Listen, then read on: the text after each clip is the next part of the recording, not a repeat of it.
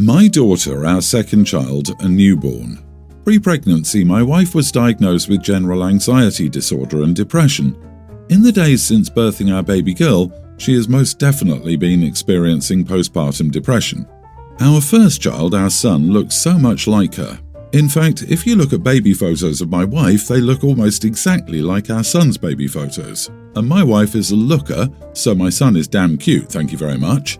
Our daughter got a bit more of my side's gene pool. Her hairline has a widow's peak, which I've had since I was a baby. Her lips are relatively thin, like mine. Her nose is a little larger than our son's nose is. I have a Middle Eastern classic hook nose. Nearly every day in my daughter's 21 days on this earth, my wife has commented to our baby girl about how she's so sad she got daddy's features.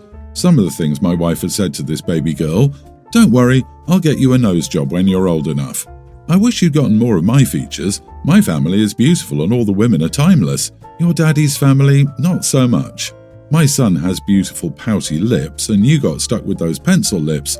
Oh, it's really tough being a girl." Until yesterday, I was taking a softer approach with comments like, "Okay, be nice," and "Okay, chillax." But today I had enough and just snapped and yelled at her for 5 minutes straight, and I cursed quite a bit too. The gist of my statements were, I don't care if she can't understand what you're saying, stop putting that crap into the universe. Our son can understand you, so stop this garbage. I can understand you, so stop putting this crap in my head and making me listen. Yeah, life for girls is tough in this world, especially when their mom is crapping all over their appearance. She's 3 weeks old, still perfect and noble, and hasn't hurt a damn soul. Stop projecting onto her. You regularly tell me how your mom messed up your psyche with all her comments about your appearance, so why the heck are you doing the same to our baby girl? She was understandably hurt by my comments, and we haven't really talked about it or debriefed since. I recognise that part of her comments stem from her anxiety and depression as well as her postpartum depression, and I also recognise that a lot of this stems from her mom's influence on her psyche. I also recognise that yelling and berating people is rarely the right thing. So, am I the idiot here? Not the idiot. Who promises a newborn plastic surgery because they take after their father? She needs to talk to a professional. PPD can make you act out of character and is worth checking. It's possible that having a daughter is triggering some of these old wounds that your wife got from her own mother. I feel like everyone is quick to jump to postpartum depression for everything when a new mom is acting like an idiot. I'm not a doctor, so maybe she has it or maybe she doesn't. But sometimes people are just idiots. Her behaviour doesn't sound like PPD to me, but again, I'm not a doctor. Given her mom criticised her appearance growing up, I think she's just subconsciously repeating the same behaviour she grew up with.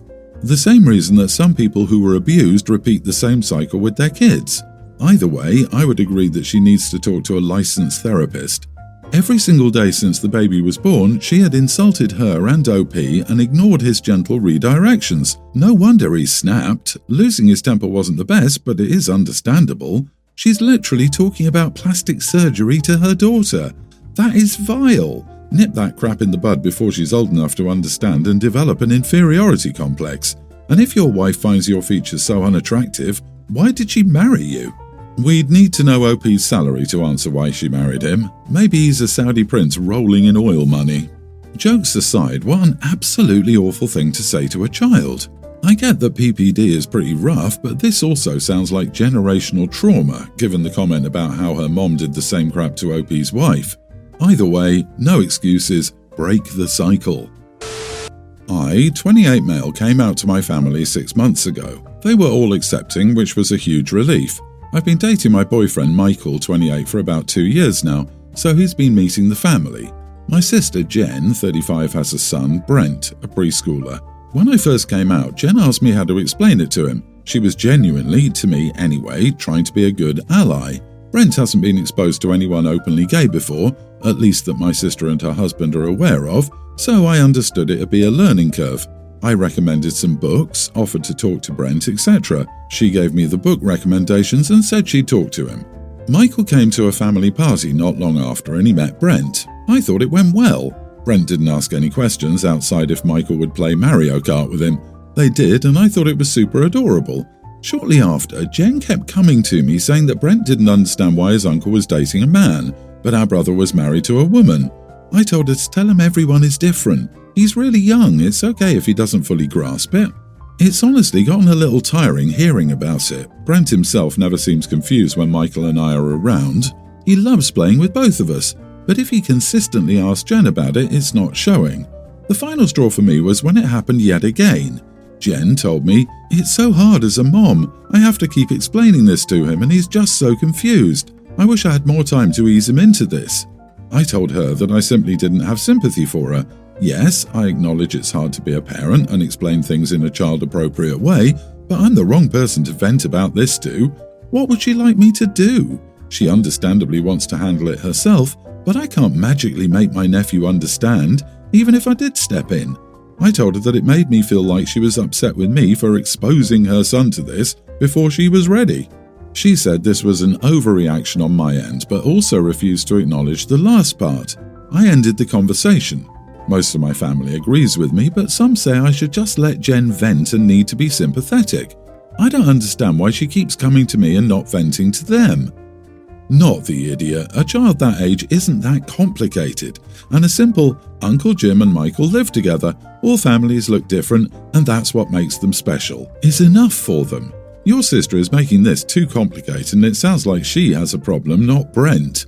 I would bet money that the kid understands just fine. A simple, Uncle Jim and Michael are together just like Mommy and Daddy are together, is more than enough for a kid that age to comprehend. Unfortunately, this feels more like Jen is the one not understanding or able to come to terms with it, but blaming her child to save face. I don't understand people acting like talking to kids about this is difficult. The biased adults always have the difficulty, not the kids. Yep, my kid. Daddy, what does being gay mean? Me. Mostly boys fall in love with girls and girls fall in love with boys. If a boy falls in love with another boy or a girl falls in love with another girl, that's called being gay. My kid. Okay. And that was it. My friend was explaining to her son that boys and girls often fall in love and have babies like Mommy and Daddy did. She was about to say sometimes boys fall in love with boys and girls fall in love with girls and have babies in different ways.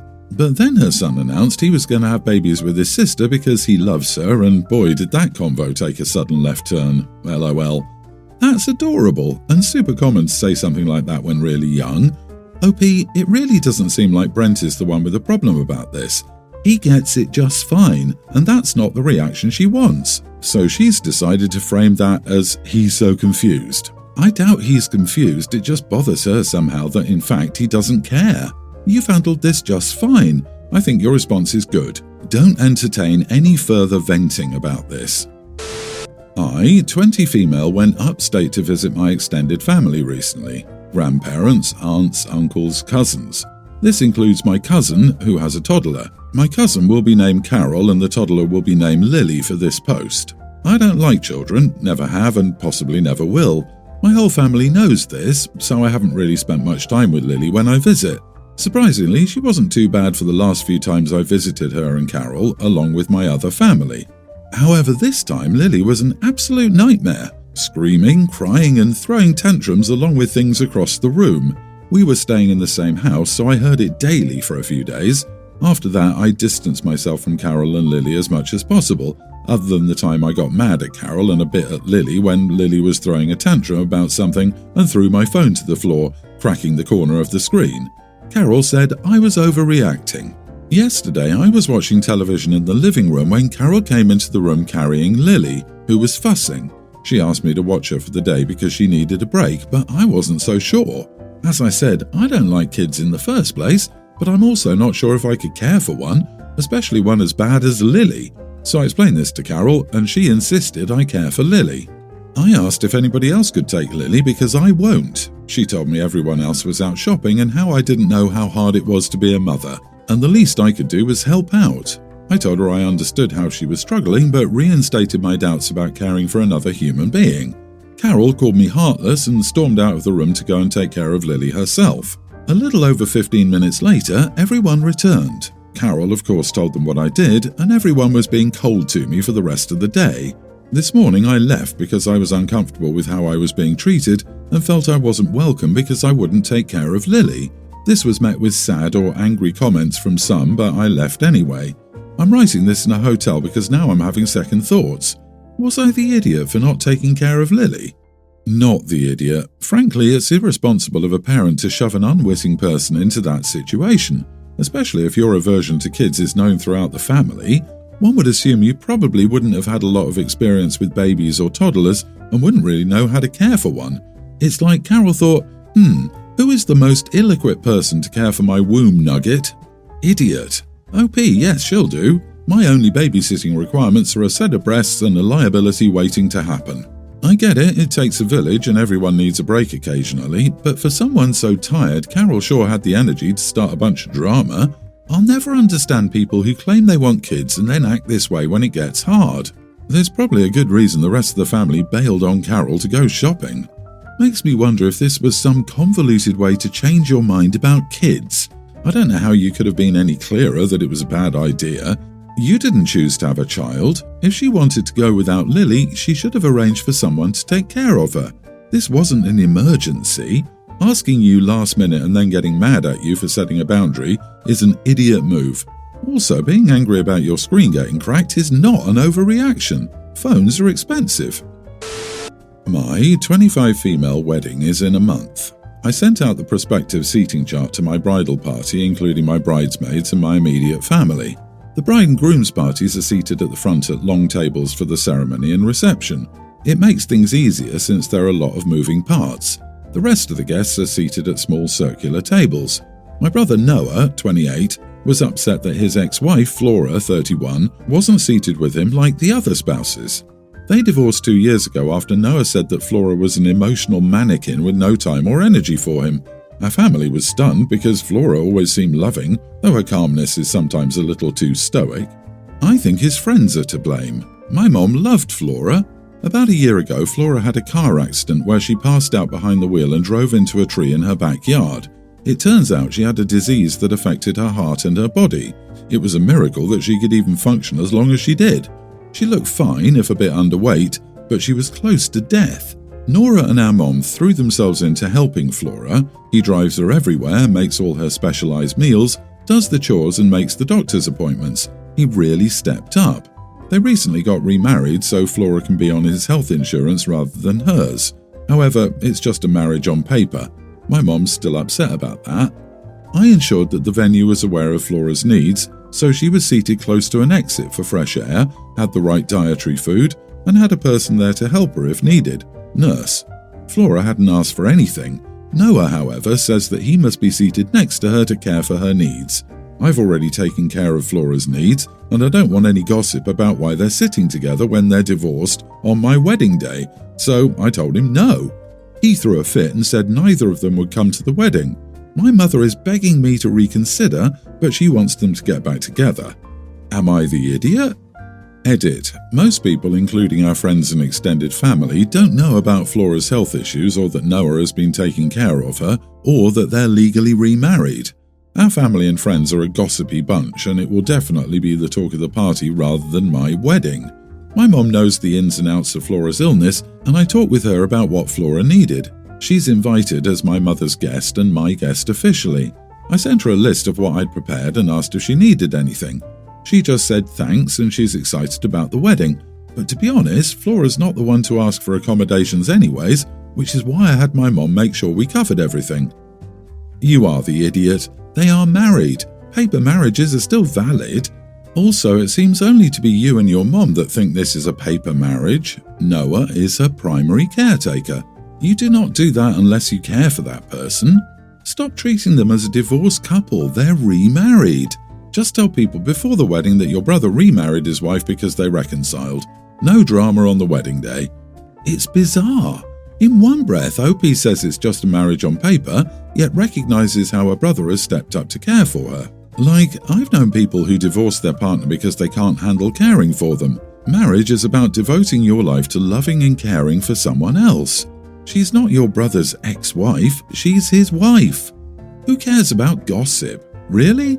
Is it that tough to let her sit with him? You're going to be so busy you won't have time to notice them. Look at it this way. If they stick together, they already remarried, you can take credit for bringing them together at your wedding. What a love story. Sounds like OP loves to gossip. I'll give you a summary. I told my brother I don't want my disabled sister-in-law to sit beside him at the head table of my wedding. Now he refuses to attend. I explained that his marriage was a sham and I hired a nurse for his wife. He still won't attend. Plus, it saves OP from having a disabled person ruining the main family aesthetic, so it's better to put her in a corner away from the other guests. OP, you are the idiot. They're married, separated or not. He's a caregiver to her, primary or not. His being at the table isn't going to give away her health condition any more than a nurse at the table will. It was my male 29 birthday yesterday, and a close friend of mine made me a small cake. My wife, 24, has been prescribed a weight loss plan by the dietitian she goes to. She has to weigh herself every week and lose her target 3 pounds. It was her idea to see a dietitian. She was recommended to see one after her doctor informed her that her pre-diabetes and hypertension were worsening. This week, for the third time in a row, she gained weight after snacking on a bunch of junk food and therefore failed her weigh-in. She asked for some of my birthday cake, and I told her to eat the dinner I made first so she could have some nutritious food before eating the sugary cake. She got upset at me for telling her to eat dinner first and is still mad, but she specifically invited me to sessions with her dietitian so we can make healthy lifestyle changes as a couple. So, am I the idiot? You are the idiot. She wasn't asking for permission to have cake, she was asking for permission to have a slice of your cake. She had already made the decision whether she was going to eat cake. Yes, you will lose no matter how you approach this. Her food choices are not your decision. Agree. The big problem is you're treating her like a child, and you're behaving like a brat. Food will always be around her. It's something she needs to learn to regulate herself. Your playing food cop won't help, and as you're seeing, is more likely going to be negative. She's an adult and medical decisions are between her and her doctor. Her body, her choice. Also, £3 a week sounded nutty. Her doctor has specifically prescribed her to lose weight because she is pre-diabetic and has hypertension. Unfortunately, she's gained weight 3 weeks in a row instead of maintaining or losing. You said, let's have dinner first, before eating a bunch of sugar that can spike her insulin levels, which is very bad for a pre-diabetic person. It's your cake. You could have been a greedy pig and said, nope, I'm having it all to myself, and no one can tell you otherwise. You're not the idiot. When you love someone, you can't just sit back and let them harm themselves, or at least not enable it. Food addiction is serious. Excessive eating causes diabetes, which can lead to heart disease, vision loss, hearing loss, loss of limbs, high-risk pregnancies, and so much more. You married her to live a long, happy, but also healthy life with her. Encourage her to go to therapy about her unhealthy relationship with food.